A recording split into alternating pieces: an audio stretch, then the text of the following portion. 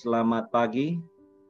Senang kalau pada pagi hari ini Bapak Ibu Saudara boleh berjumpa bersama kami di Menara Doa Segala Bangsa untuk kita memuji menyembah Tuhan serta mengerjakan tugas kita sebagai tentara-tentara doa Kristus untuk melakukan penjagaan atas kota-kota kita dan bangsa kita. Saudara, kita menyadari bahwa hari-hari ini banyak orang yang mungkin mengalami masalah pergumulan dan beban-beban berat. Tetapi saudara percaya bersama dengan Tuhan Yesus, selama kita mau hidup mencari Tuhan, melekat dengan Tuhan, pasti akan ada jalan keluar, akan ada kemenangan buat setiap kita. Baik Bapak Ibu Saudara, saya akan mengajak kita akan melihat dan mendengar kesaksian daripada adik kita Michelle, ya, di mana dia pun menghadapi dan mengalami satu pengalaman yang dapat dikatakan sangat-sangat pahit, sangat menyakitkan dalam hidupnya. Tetapi kita bisa melihat dia boleh mengalami kemenangan yang daripada Tuhan. Ya, biar ini sungguh boleh menjadi berkat buat kita, betapa saudara pentingnya apapun dan bagaimanapun yang terjadi dalam kehidupan kita, untuk kita belajar terus mengucap syukur. Karena kadang-kadang ada banyak hal yang jadi misteri dalam hidup kita. Kita nggak ngerti kenapa dan kenapa. Tetapi percayalah, bahwa di balik semua itu ada rencana Tuhan yang terindah dan terbaik buat kehidupan kita. Saudara, kita akan saksikan ya kesaksian daripada adik kita Michelle. Ya. Akan putarkan buat saudara. Beliau layani di kita yang lalu. Ya. Biar ini jadi berkat buat saudara.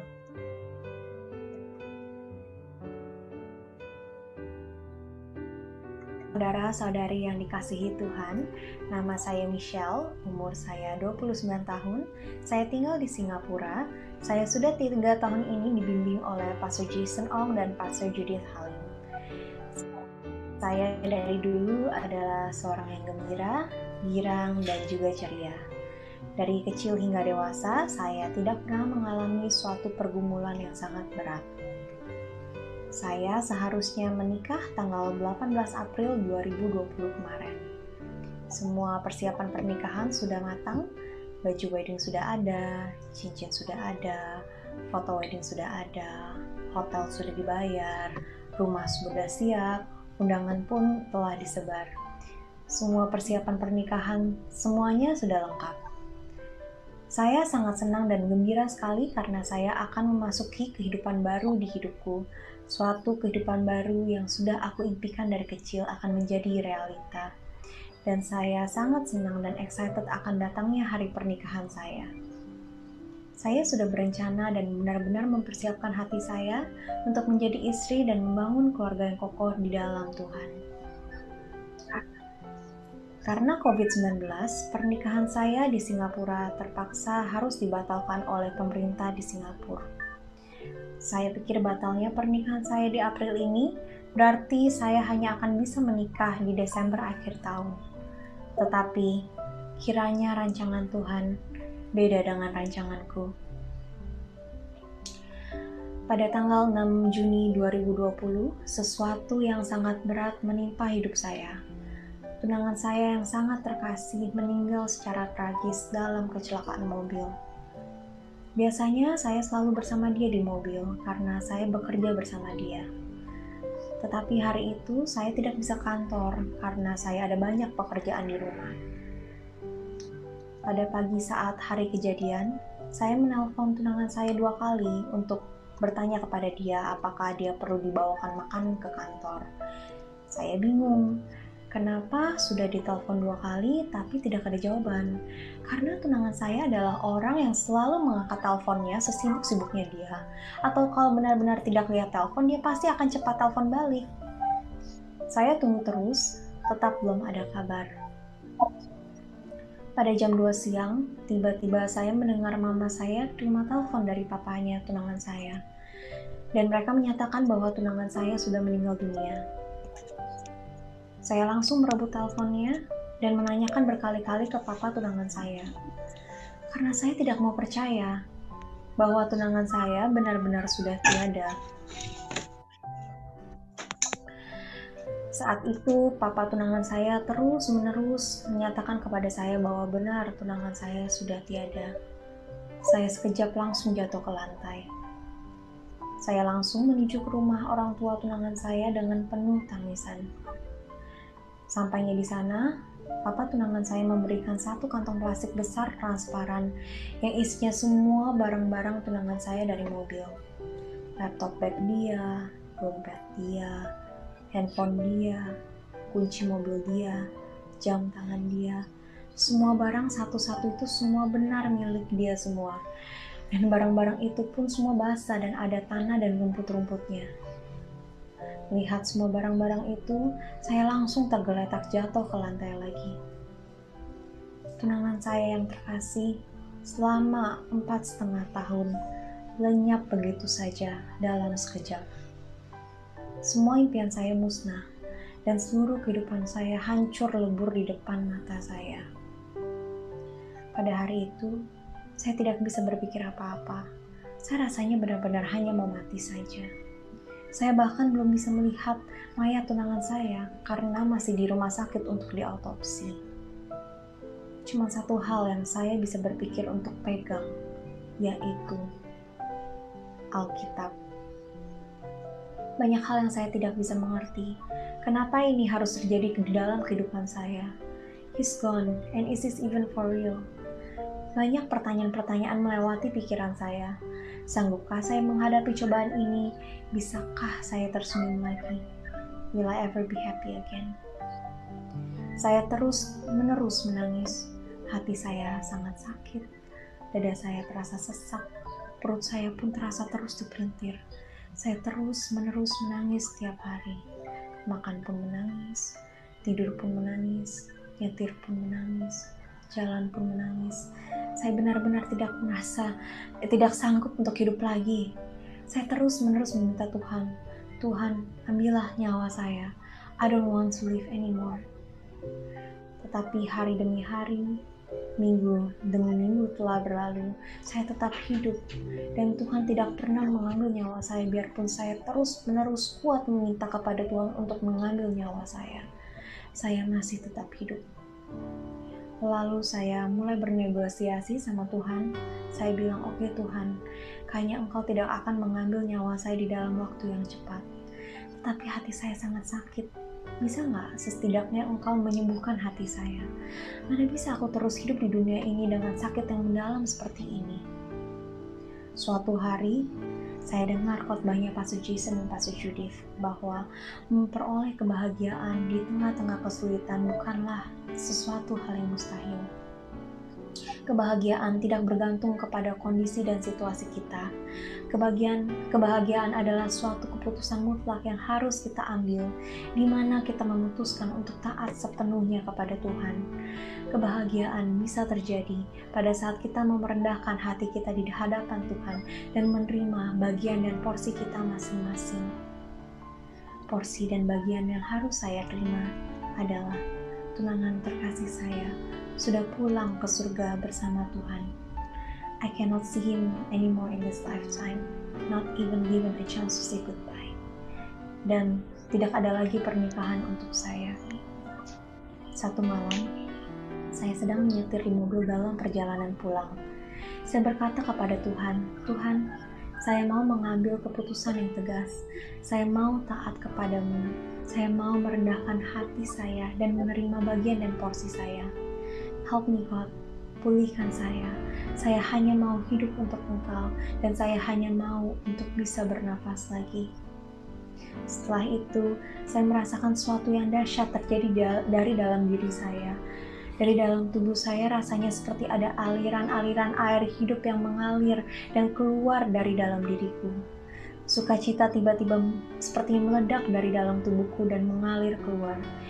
Ini sangat tidak masuk akal karena saya melihat situasi dan kondisi hidup saya tidak pernah berubah, tetapi sesuatu berubah di dalam hati saya dan saya merasakan sukacita yang supranatural. Tiba-tiba saya merasa penuh dengan damai dan saya bisa tersenyum. Suatu senyuman yang benar-benar datang dari dalam lubuk hati saya. Dan sejak itu, sukacita Tuhanlah yang menjadi kekuatanku. Tuhan juga sangat sayang kepadaku dan Dia terus-menerus menyentuh hatiku. Pada tanggal 9 Agustus 2020, sekitar 2 bulan setelah tunangan saya meninggal, saya mendengar satu suara, "Love me." Suara ini seperti bisikan hangat dari Tuhan, dan saya langsung melihat gambar dua hati, di luarnya ada Tuhan. Gambar ini adalah gambar yang tunangan saya pernah gambarkan untuk saya. Tiba-tiba gambar itu berubah menjadi satu hati dan Tuhan di dalamnya. Secara langsung saya merasa hati saya diperbaharui oleh Tuhan dan Ia mengisi hatiku. Dari sejak itu, saya terus-menerus berterima kasih kepada Yesus karena Dia telah menyembuhkan dan mengisi hatiku. Tentunya kadangkala masih ada hari-hari yang lebih sulit dilampaui, tetapi kekuatan dari Tuhan selalu tersedia untukku, dan kekuatan inilah yang membantu saya untuk menghadapi semua rintangan. Sekarang, saya mulai menata lagi kehidupan saya yang baru dengan kekuatan dan pimpinan Tuhan. Saya lanjut sekolah lagi di Singapore Bible College in Singapore, mengambil jurusan Masters of Counseling, agar saya bisa dipakai oleh Tuhan untuk membantu lebih banyak orang lagi ke depannya. Apakah kebahagiaan saya telah kembali? Tentunya saja iya. Bagaimana tidak? Apabila saya telah menemukan arti, tujuan, dan panggilan yang Tuhan rancangkan di hidupku. Saudara seiman, saya hanya ingin menyemangati kalian semua. Apapun rintangan dan kesulitan yang kita hadapi, ketahuilah bahwa kasih karunia Tuhan selalu cukup untuk kita. Ada banyak sekali masalah dan rintangan dalam hidup yang mungkin kita tidak dapat mengerti. Tetapi saya sudah mengerti dan menerima bahwa kita tidak harus selalu mengerti. Kita hanya perlu melakukan bagian kita. Kita hanya perlu percaya, bergantung, dan menuruti semua perintah Tuhan. Karena rancangan Tuhan selalu lebih tinggi dan lebih indah dari rancanganku. Dan kita tahu sekarang bahwa Allah turut bekerja dalam segala sesuatu untuk mendatangkan kebaikan bagi mereka yang mengasihi Dia, yaitu bagi mereka yang terpanggil sesuai dengan rencana Allah. Terima kasih banyak semuanya. God bless you. Saudara, satu kesaksian pengalaman hidup yang luar biasa ya.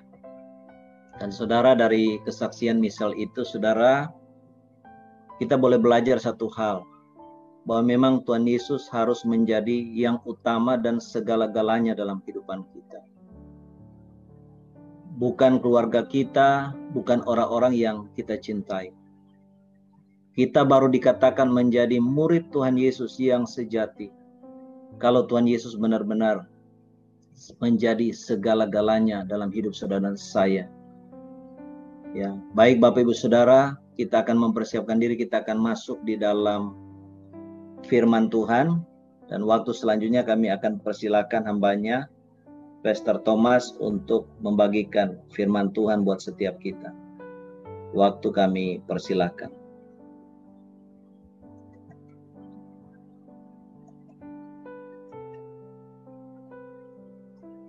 Silakan Pastor Thomas.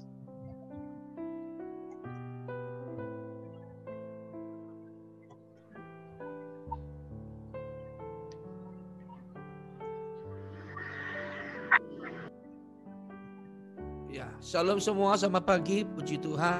Shalom. Saya percaya Shalom. semua pasti semangat. Terima kasih Pak Pendeta Hebron, Yesya Hebron atas waktunya dan semua tim yang luar biasa di pagi hari ini. Kita dengar kesaksian yang luar biasa. Saya percaya semua pun mengalami hal yang luar biasa. Yang percaya katakan amin. Amin. Boleh sama-sama kita katakan, saya merasakan kuasa Tuhan yang luar biasa di pagi hari ini. Amin. Nah, kita mau dengar firman Tuhan dan pesan-pesan Tuhan, ya. Tadi Pendeta Lenda katakan melihat sesuatu,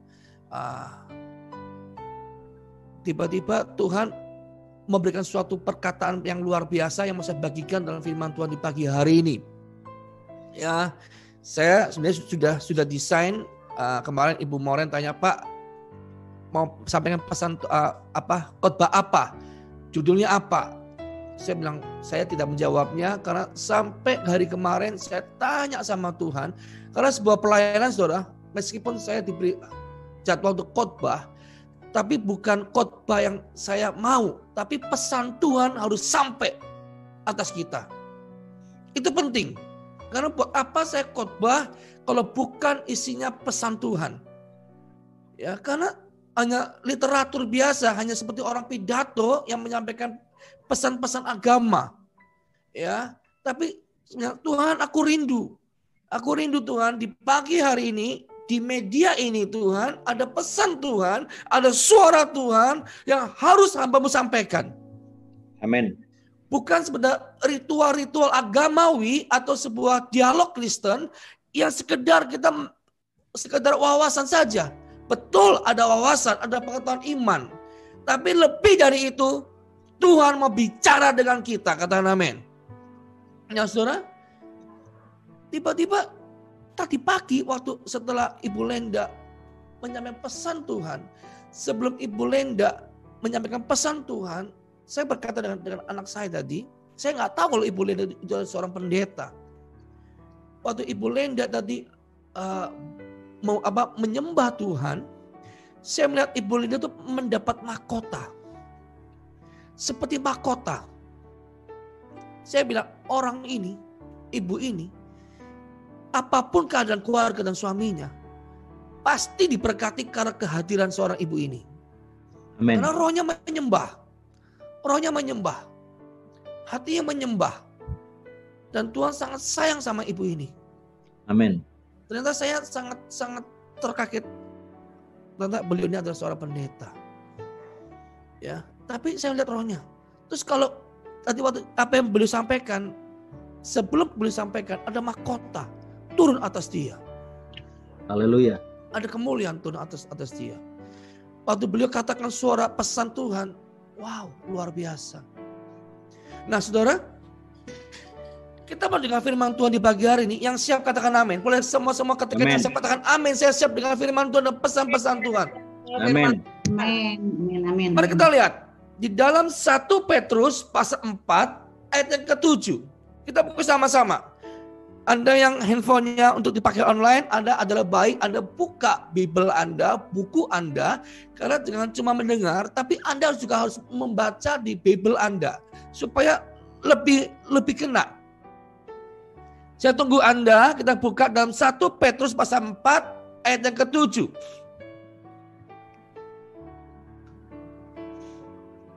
Saya akan bacakan buat semua dan adalah baik bila Anda juga ikut membaca di dalam Alkitab Anda.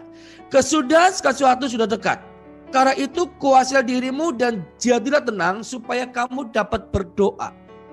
Nah, saudara, kalau firman ini kita baca sekilas, ada kata-kata supaya kamu dapat berdoa. Nah, kita mau bertanya, ada apa dengan berdoa? Sepertinya penting di akhir zaman ini. Saudara, dengan saya mau sadar nggak sadar, mau Anda takut nggak takut, ini akhir sudah mendekati akhir zaman. Di berita di mana-mana banyak orang OTG, orang tanpa gejala virus corona tiba-tiba mati tanpa sebab. Tiba-tiba mereka tanpa sadar mereka kena virus dan mereka mati. Artinya saat ini kesudahan sudah sangat-sangat dekat. Tuhan berpesan di akhir zaman ini, saya mau sampaikan melalui media doa, menara doa segala bangsa, bahwa hari-hari ini Tuhan minta kita berdoa. Berdoa yang Tuhan mau hari ini bukan Anda batasi Anda untuk berkata-kata meminta kepada Tuhan. Berdoa bukan sekedar Anda seperti iman yang belum dewasa, Anda pakai media doa hanya sekedar untuk meminta. Mohon maaf, saya harus katakan. Yang di pagi hari ini saudara yang ikut menara doa segala bangsa. Mungkin Anda merasa bahwa Anda meminta-minta kepada Tuhan. Itu nggak salah. Tapi saya mau upgrade pengetahuan kita. Bahwa berdoa bukan sekedar kita meminta kepada Tuhan. Yang paham katakan amin. Ya, tapi Tuhan mau membawa dimensi yang lain bahwa ada apa dengan doa? Mengapa kita harus berdoa? Pertanyaannya, padahal Tuhan sudah Maha tahu. Ya kan? Kita sepakat bahwa Tuhan sudah Maha tahu, katakan amin. Tetapi kenapa kita harus berdoa? Padahal Tuhan sudah tahu segala sesuatu. Tidak ada yang tidak Tuhan tahu. Segala rencananya sebelum kita tahu, Tuhan sudah tahu. Sebelum kita berpikir, Tuhan sudah tahu apa yang mau kita lakukan. Pertanyaan, kenapa kita harus berdoa? Kedua, kenapa banyak orang bosan berdoa? Yang ketiga, kenapa banyak orang tidak mau berdoa? Ini kan? Saudara, orang yang dipakai Tuhan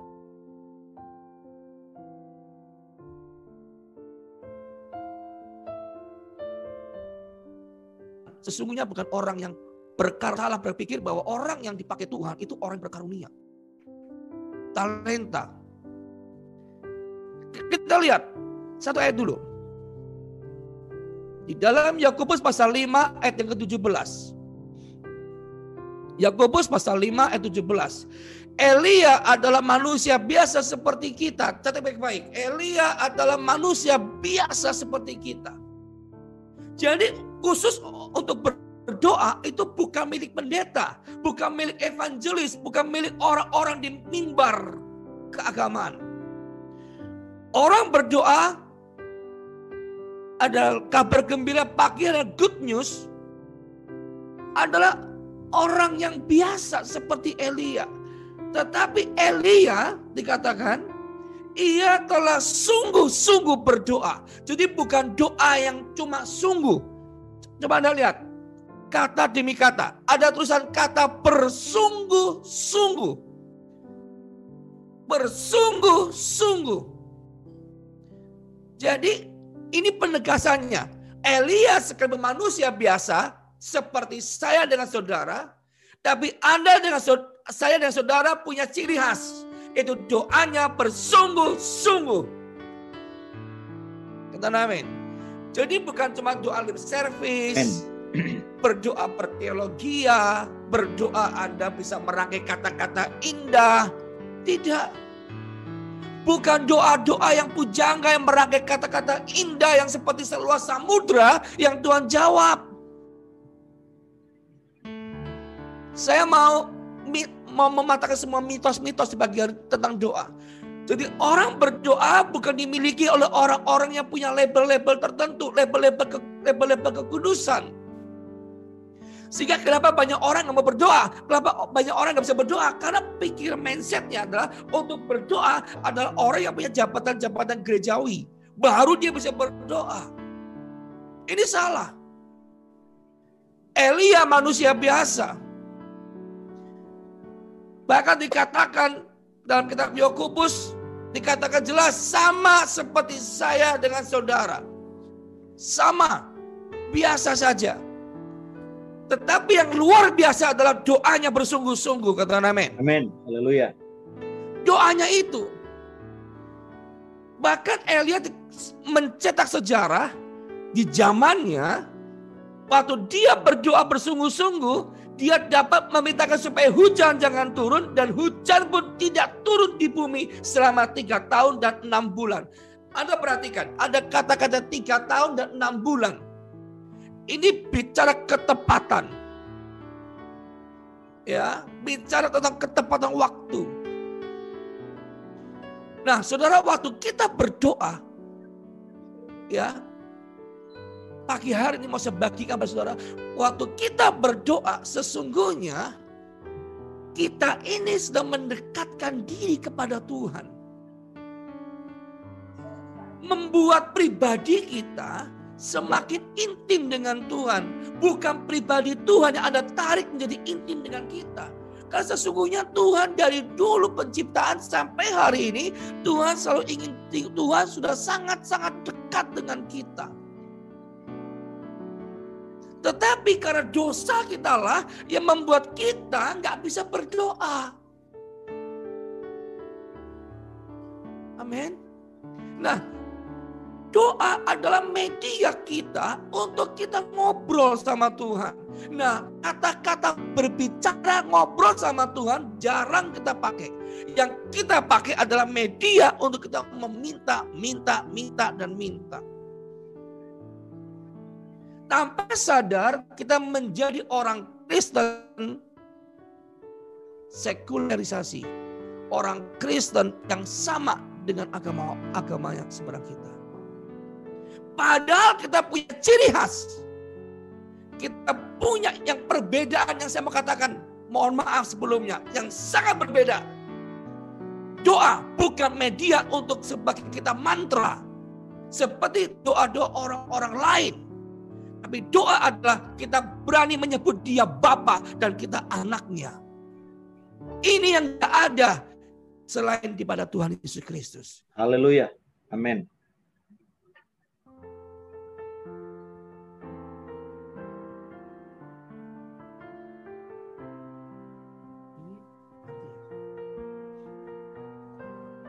Halo? Oke, suara udah dengar. Oke. Karena gambar macet ada. memang. Ya, Gambar. gak macet. Waktu kita berdoa, kita sedang memposisikan kita adalah kita anak dan dia Bapa. Jadi waktu kita berdoa, kita sedang membangun sebuah hubungan yang intern khusus dengan Tuhan. Hari-hari ini kita harus punya hubungan yang khusus dengan Tuhan. Hubungan khusus dengan Tuhan tidak dapat dimiliki untuk Anda sekedar Anda berkarunia semata-mata. Tidak Anda bisa dimiliki Anda dengan label jabatan-jabatan sebuah kejawi. Ini bicara hubungan pribadi kita dengan Tuhan. Amin. Amin. Yang kedua, waktu kita berdoa, kita ini sedang mengerti, mengerti perasaan Tuhan. Mengerti destininya Tuhan. Saudara, seperti tadi kesaksian yang luar biasa seorang Misel mau menikah. Dia sudah punya satu gambaran yang luar biasa 4,5 tahun. Bahkan dia katakan calon suami saya tidak mungkin sesibuk apapun. Dia kalau saya telepon pasti diangkat. Atau kalau enggak memberikan respon dengan cepat. Terlalu cintanya. Kenapa? Karena dia pakai media doa. Doa itu bukan kita pakai, kita meminta-minta. Tapi waktu kita ngobrol sama Tuhan. Saudara, kenapa sering terjadi miskomunikasi dengan Tuhan? Karena Anda gak pernah ngobrol sama Tuhan. Selalu miss dengan Tuhan.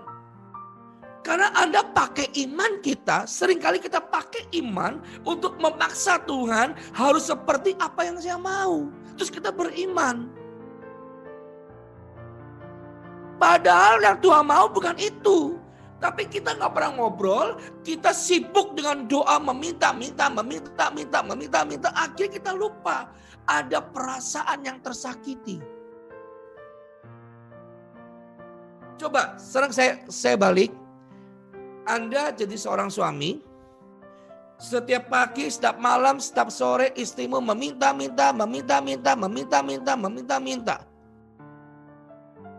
Ya, bermanis-manis, berbujangga-bujangga, waktu tidur ditemenin, dipeluk-peluk, tapi ujungnya meminta. Lama-lama ada tutup, istri ada pakai topeng supaya diam dia. Iya kan? Sama.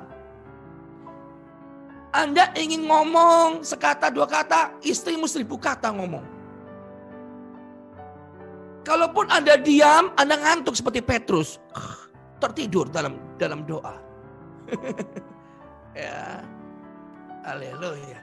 Nah, ini saudara. Jadi Elia adalah manusia biasa.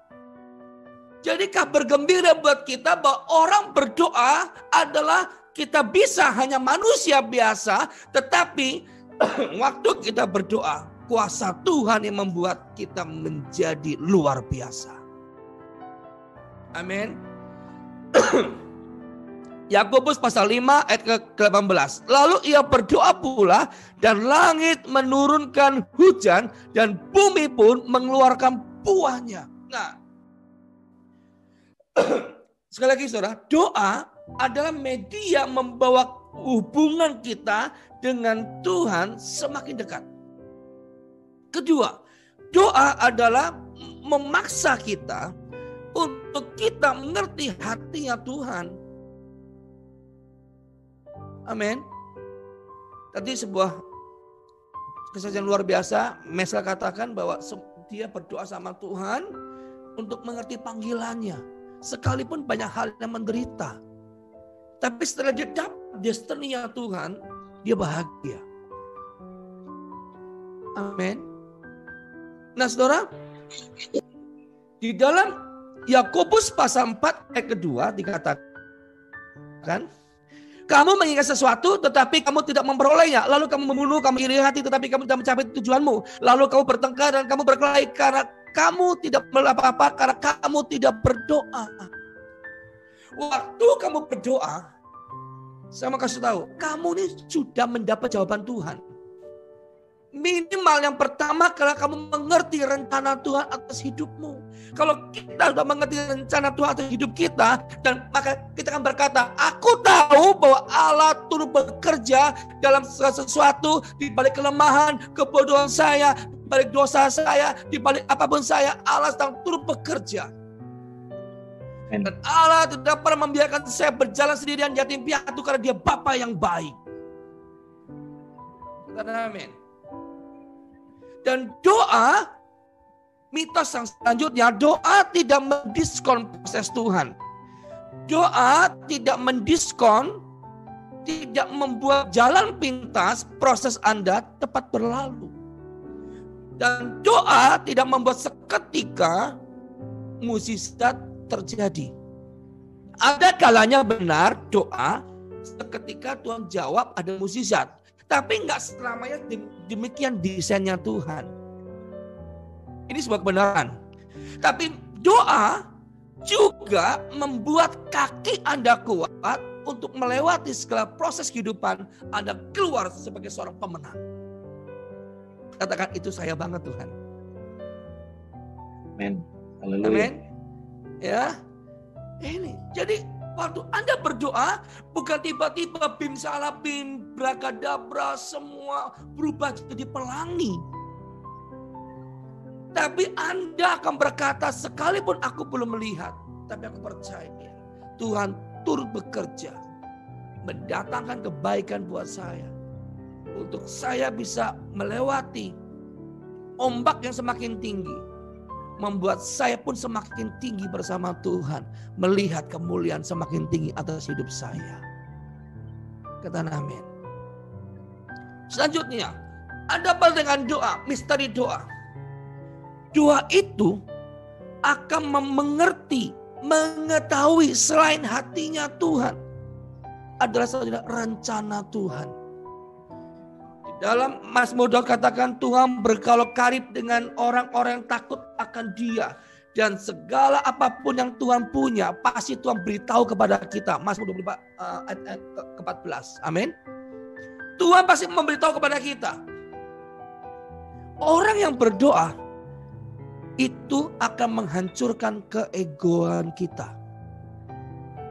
Amin. Makanya Anda lihat Daniel adalah manusia biasa. Tapi satu hari dia 3 kali dia berdoa. Dan ingat, Daniel bukan manusia pengangguran. Daniel bukan orang pengangguran. Dia seorang budak yang bekerja. Dia bekerja. Dia seorang budak. Anda tahu label budak ada label murahan, label bawahan punya. Tapi dia berdoa. Alkitab mencatat, Daniel menjadi orang yang luar biasa bukan karena talenta semata-mata, bukan karena karunia semata-mata, tapi karena dia punya hubungan yang khusus dengan Tuhan. Saya mau bertanya, siapa yang mau punya hubungan khusus dengan Tuhan? Angkat tanganmu, ketika saya mau Tuhan. Tidak ada cara lain selain Anda semakin dekat dengan Tuhan melalui Anda pakai media doa. Amin. Media doa. Alkitab mencatat bagaimana doa yang ideal. Contohnya adalah Daud. Daud berdoa membangunkan fajar. Kalau Anda mau semakin mematikan daging Anda, yang mau saja mematikan daging Anda, adalah baik Anda berdoa sebelum keponakan kita berdoa, kita sudah rebut berkat-berkatnya, kata amin. Jangan malah kita yang menikmati dia berdoa, kitalah yang harus berdoa sebelum dia berdoa, kata amin. Saya mau kasih tahu ya, ini sinetron di Indonesia tidak pernah luput menyajikan mereka berdoa. Dengan kusuknya mereka berdoa. Sesibuk apapun mereka, lebih baik dipecat, tidak digaji, tapi dia tidak lupa untuk sholat. Betul nggak? Di semua sinetron. Tapi kita takut ikut masuk gereja karena COVID. Kita takut ikut Zoom karena nggak ada pulsa. Tapi cicilan jalan terus kamu nggak takut. Halo? Ya kan? Anda takut pergi ke gereja karena COVID-19. Tapi Anda ke mall, Anda jalan-jalan, Anda nggak takut. Ini bukan orang-orang yang ikut menara doa. Orang-orang sana, kutub utara. Ya kan? Betul nggak? Anda takut berjabat tangan dengan orang-orang lain. Tapi Anda pegang barang-barang di mall seenaknya. Amin. Ya kan? Terus Anda pergi ke mall, lihat ada mobil cantik, ada tumpang tangan, Anda tarik-tarik itu mobilnya jadi milik Anda. Nah ini kan. Haleluya. Nanti Anda lihat rumah bagus, ada tumpang tangan, kalau perlu Anda kencingin itu rumah dalam nama Yesus. Rumah ini akan menjadi milik saya. Sampai Anda jenggot memanjang, rambut memutih, mata makin sipit, mendekati usia lanjut pun tidak akan menjadi milik Anda. Enak aja Anda balik sertifikat orang jadi milik Anda.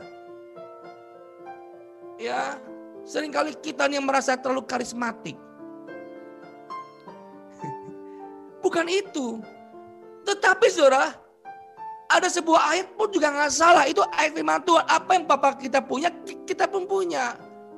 Tapi kalau waktu Anda berdoa yang salah, sorry, saya mau kasih tahu nih ya. Waktu Anda doa yang salah, apa yang salah? Meminta-minta, tapi Anda nggak punya kapasitas. Bisa begini, Anda nggak punya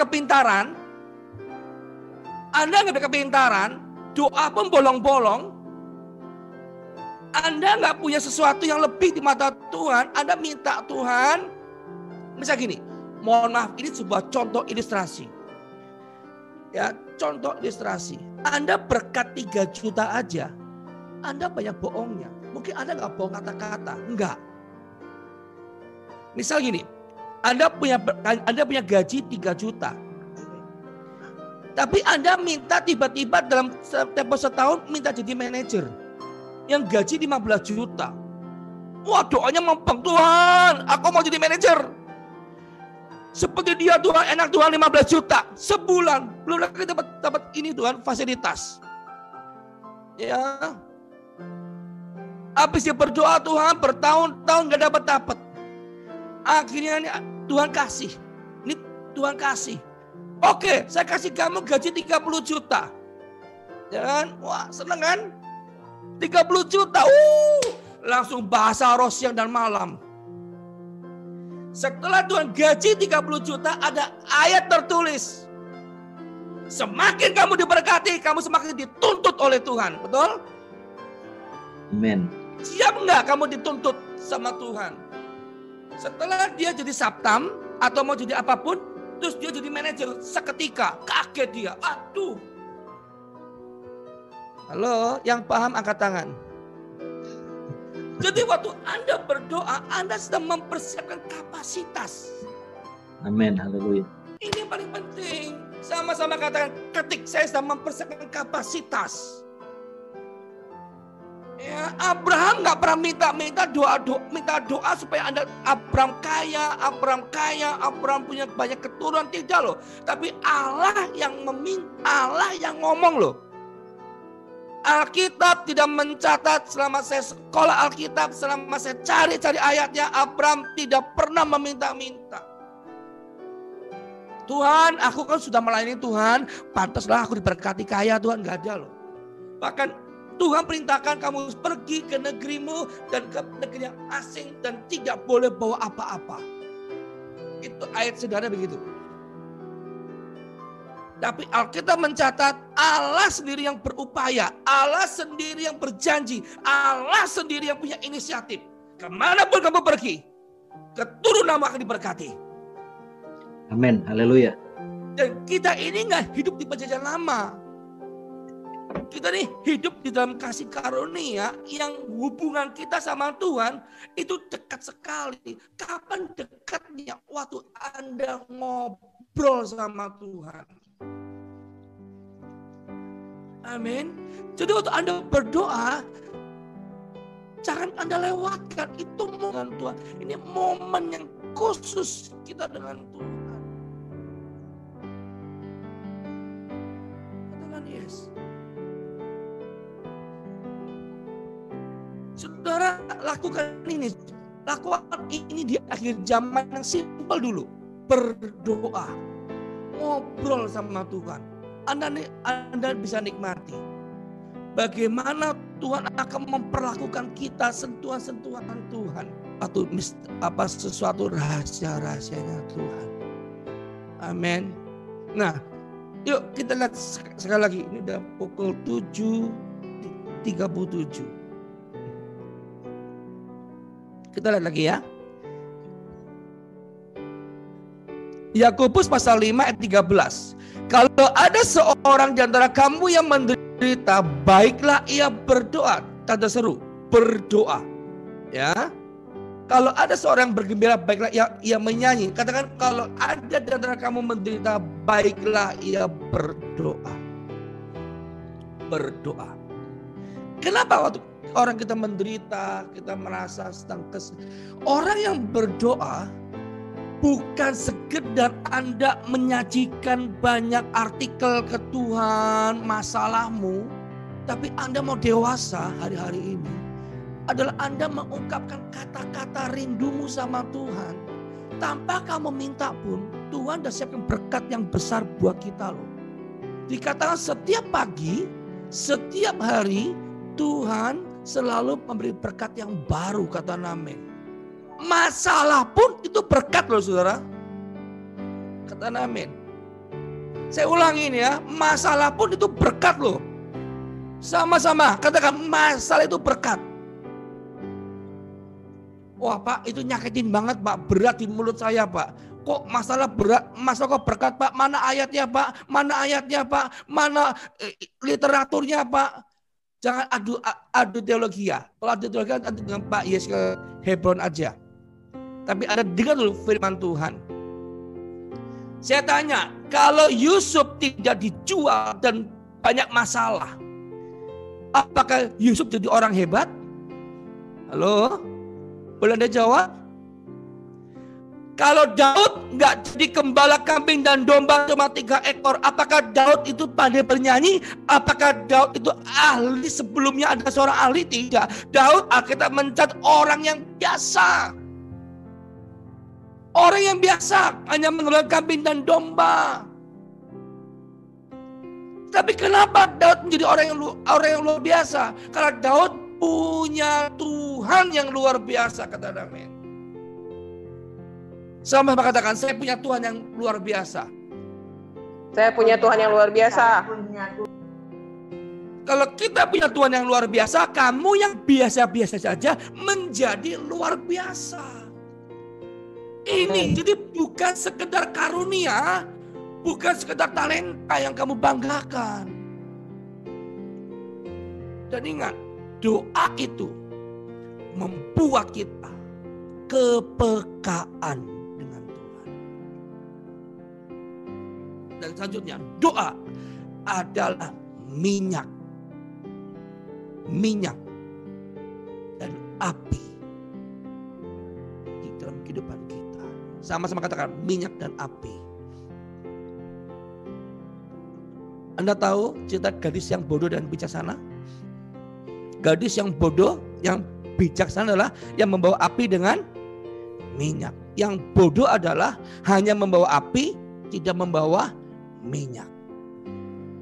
Banyak orang-orang kita percaya Yesus, stop sampai di doa itu cuma kita rutinitas. Salah. Makanya banyak orang sudah lama Kristen, warisan-warisan Tuhan dari nenek moyang kita sudah Kristen, tapi nggak pernah berjumpa dengan Tuhan.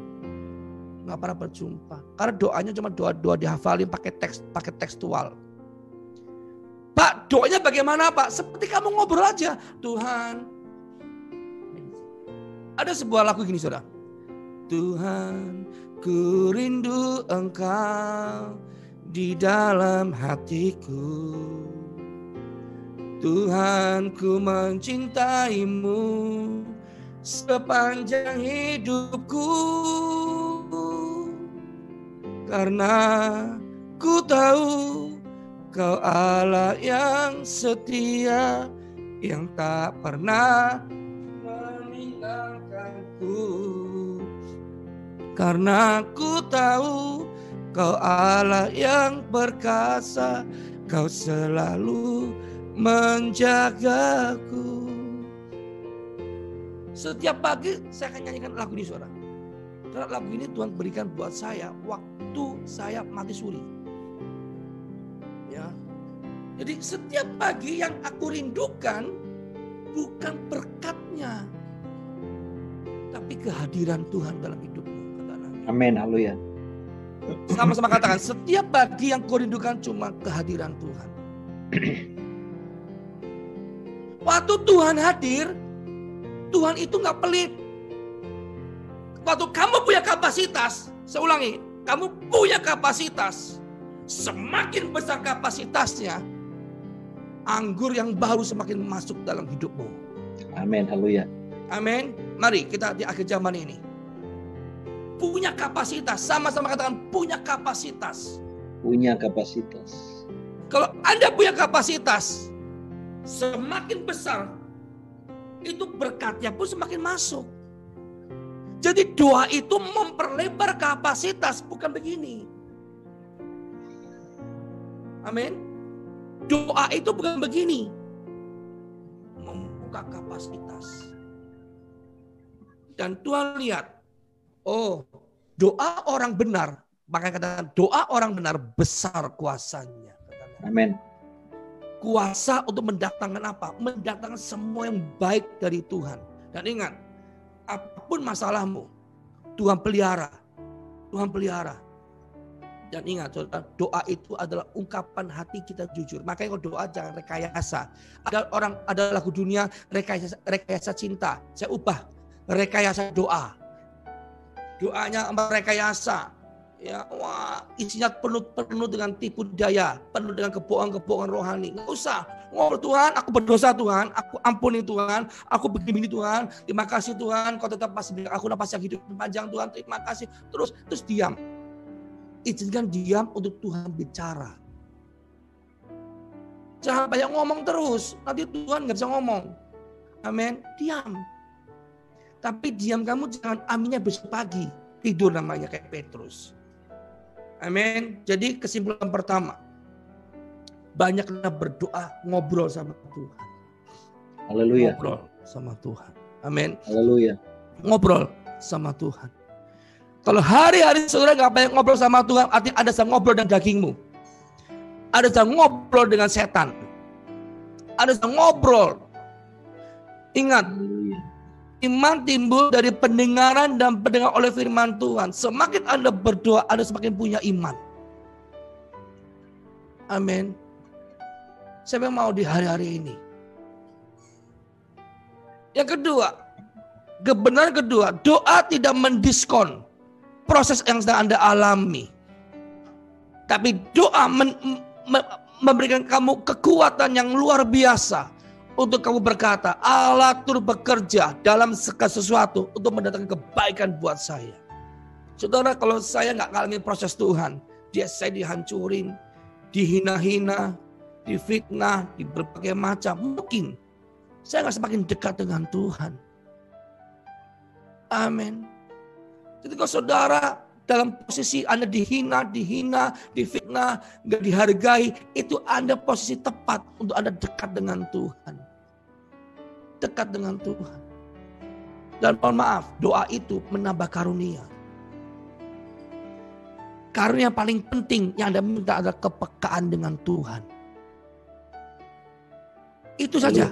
Kalau Anda peka dengan Tuhan, selebihnya semua akan Tuhan tambahkan bagimu. Amin. Waktu saya bertobat jadi seorang okultisme, saya dulu memang ahli okultisme, dan saya punya program, saya punya program Tom Hales ngopi bareng dengan Tony. Saya selalu kupas habis tuh okultisme, bagaimana orang-orang yang sudah Kristen tapi masih okultisme. Kepepet pak, akhirnya pakai paranormal. Paranormal berarti yang datang nggak normal gitu kan. Ke orang pinter, berarti yang datang orang-orang tolol kan begitu. Orang-orang bodoh kan. Betul nggak? Sakit ke dukun, dukun sakit ke rumah sakit sampai bodoh kan. Betul nggak? Itu dulu saya. Ya.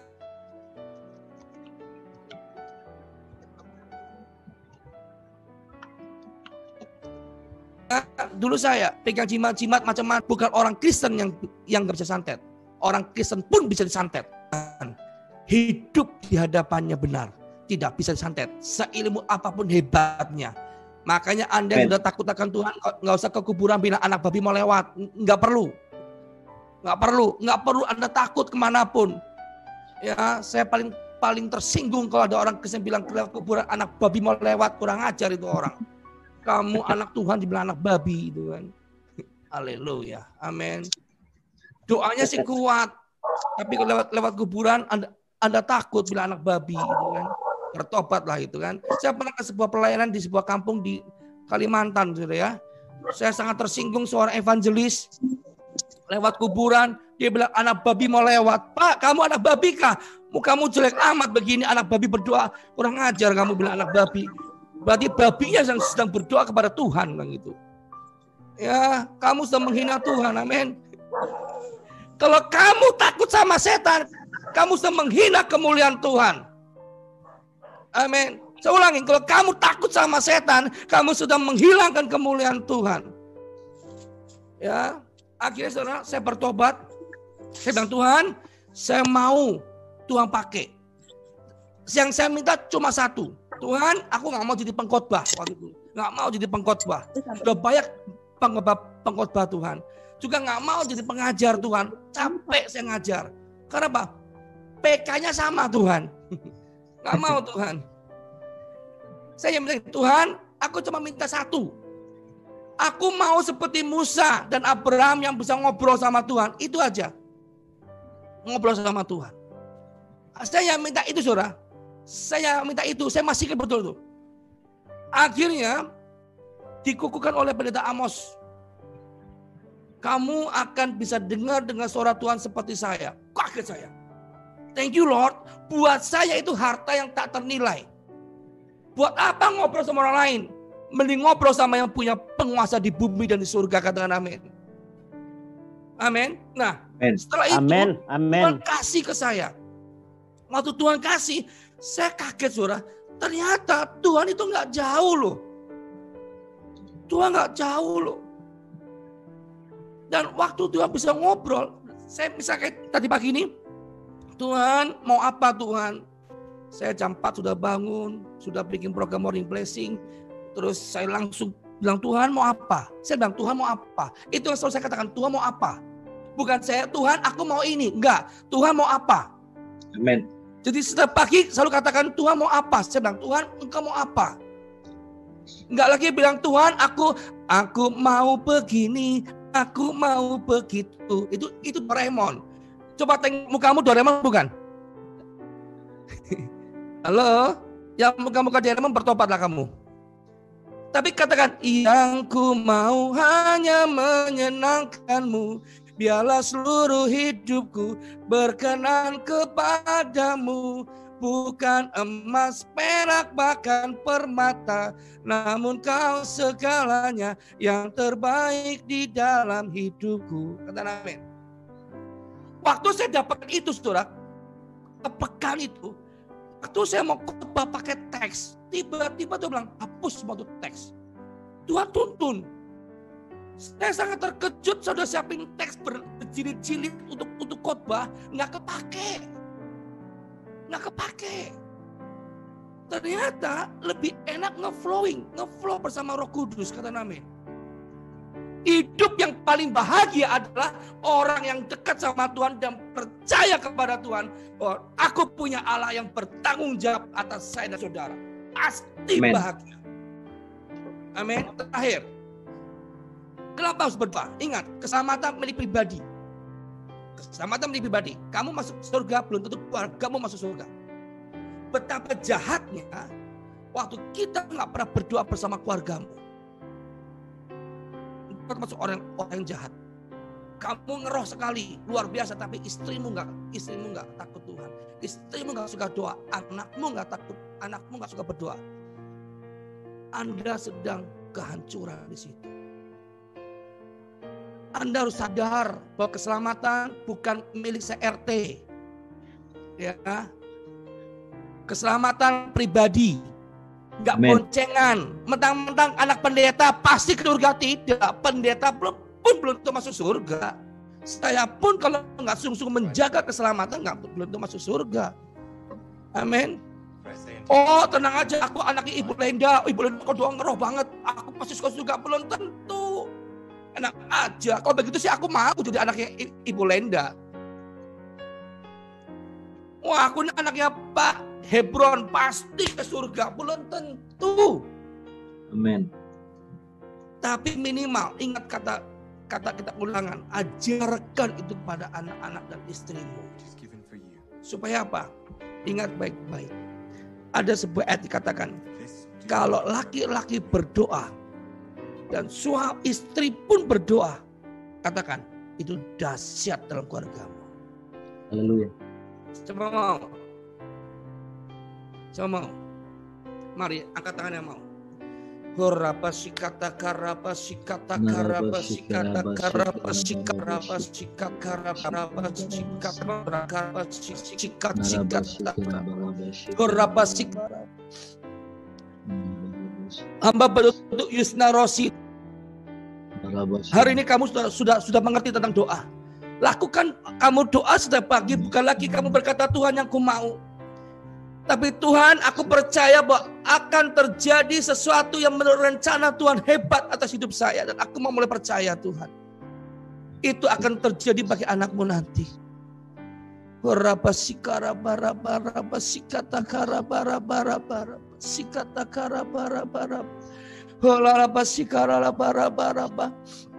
Untuk Eva Margaret. Di dalam 3 minggu ini, kamu banyaklah baca Alkitab. Baca Alkitab.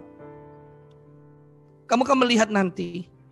Aku tuntun seperti aku telah menuntun kamu sebelum-belumnya. Sebelum itu.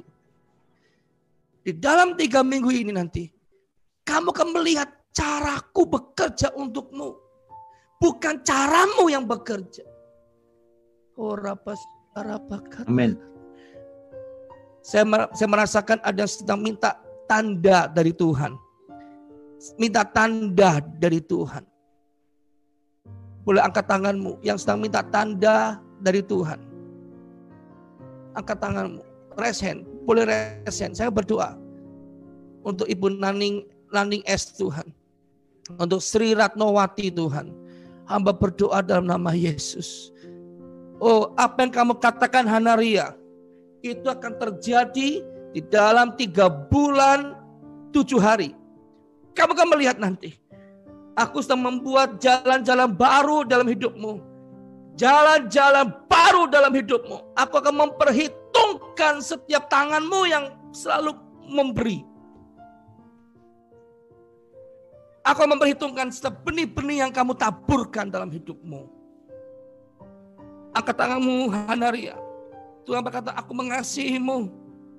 Oraba sikarapa. Oraba sikata karapa siralapa karapa kata karapa. Dalam nama Yesus. Dalam nama Yesus. Dalam nama Yesus. Dalam nama Yesus. Dalam nama Yesus. dalam nama Yesus, dalam nama Yesus. Hamba berdoa untuk Maria yang pakai baju warna merah dan kacamata Tuhan. Angkat tanganmu tinggi-tinggi di depan Tuhan. Aku tahu air matamu, kata Tuhan.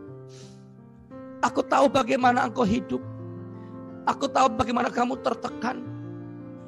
Aku tahu bagaimana engkau berkata, Tuhan, ini jawaban yang mana yang aku harus pilih. Tuhan berkata, kata-katamu sederhana, tapi mengena di hatiku. Tuhan katakan jelas dalam hati saya. Kata-katamu sederhana, pendek dan padat. Tapi aku tahu hatimu tulus. Aku tahu hatimu tulus. Di saat kamu berkata-kata itu, jangan terintimidasi bahwa kamu gak bisa pandai berdoa. Kamu sudah berdoa. Aku sudah dengar doamu. Dan aku sudah menghiburmu tadi malam. Sehingga kamu bisa ikut doa pagi-pagi hari ini. Aku sudah mempersiapkan jalan bagimu.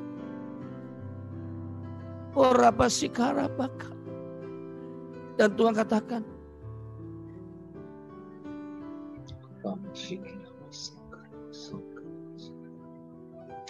Haleluya. waktu kamu berdoa seperti Maria, yang suatu terobosan terjadi untuk anakmu. Untuk anakmu. Untuk anakmu. Kalau ada sebuah kata anak yang kamu sedang ucapkan dalam doamu, betul? Kalau betul, angkat jempolnya. Kalau betul begini. Oke. Tuhan katakan, ya. You blessing your son. You bless. Apa yang kamu katakan setiap hari itu akan terjadi untuk waktu. Amin. Haleluya. Bapak terima kasih. Roh Kudus terima kasih. Oh Rapasika, saya merasakan Roh Kudus terus berjalan di tengah-tengah kita. Terus rasakan. Oh Rapasika Rapa. Oh Rialapasika Takaraba untuk Febiola Nainggolan. Febiola Nainggolan. Kenapa kau risau dan resah? Aku yang dekat denganmu. Memang betul masalah belum selesai. Tapi aku sudah mempersiapkan engkau menjadi pribadi yang kuat. Ini memang pas buat kamu, kata Tuhan. Pas buat kamu. Nanti kamu lihat bagaimana promotion itu turunnya bukan dari manusia, tapi dari Tuhan. Dari Tuhan. Tuhan bisa pakai segala yang buruk menjadi berkat buat kamu. Segala apapun perkataan negatif pun jadi positif buat kamu. Aku yang mengubah kutuk menjadi berkat. Masalah menjadi sumber berkat untukmu. Selama kau percaya dalam nama Yesus. Sekarang kau pegang bagian perutmu,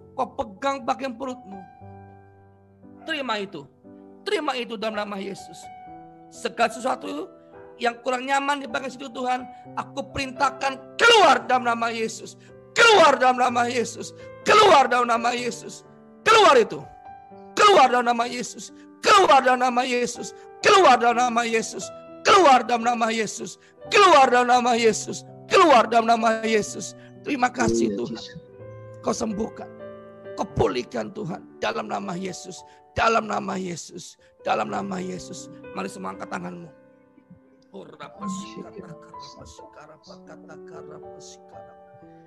Bapak, kau melihat tangan-tangan terangkat Tuhan.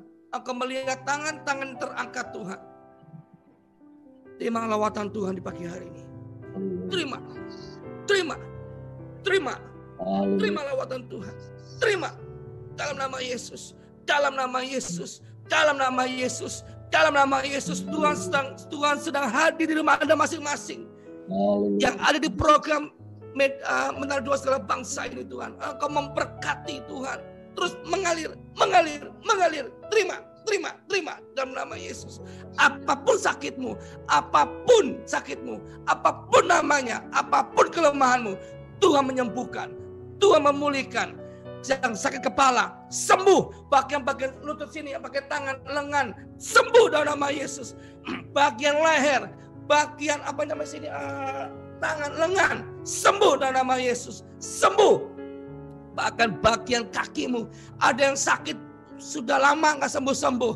Tuhan katakan sembuh dalam nama Yesus. Sembuh dalam nama Yesus. Segala ikatan roh jahat, ikatan apapun, aku perintahkan keluar dalam nama Yesus. Keluar dalam nama Yesus. Keluar. Dan ada yang sedang minta berbahasa roh. Tuhan akan berikan bagimu.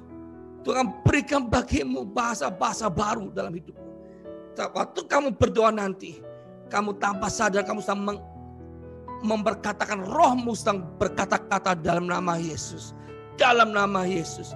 Dalam nama Yesus. Dalam nama untuk Estra Marinita Purba Banten. Dalam nama Yesus. Dalam nama Yesus. Dalam nama Yesus. Dalam nama Yesus. Hamba sudah selesai berbicara Tuhan, tapi Tuhan terus berbicara. Tuhan mengubah, Tuhan memperbaharui, Tuhan memberkati setiap yang setia dalam program Zoom ini Tuhan. Dalam nama Yesus. Dalam nama Yesus. Kau pakai media Menara Doa Segala Bangsa menjadi alatmu di akhir zaman. Menuai jiwa-jiwa. Menuai jiwa-jiwa. Saat program ini dijalankan Tuhan, banyak jiwa bertobat. Banyak lawatan Tuhan. Banyak sesuatu yang terjadi dahsyat, cerita yang luar biasa. Kau pakai ini Tuhan. Dalam nama Yesus. Haleluya. Yang diberkati sama katakan amin. Amin.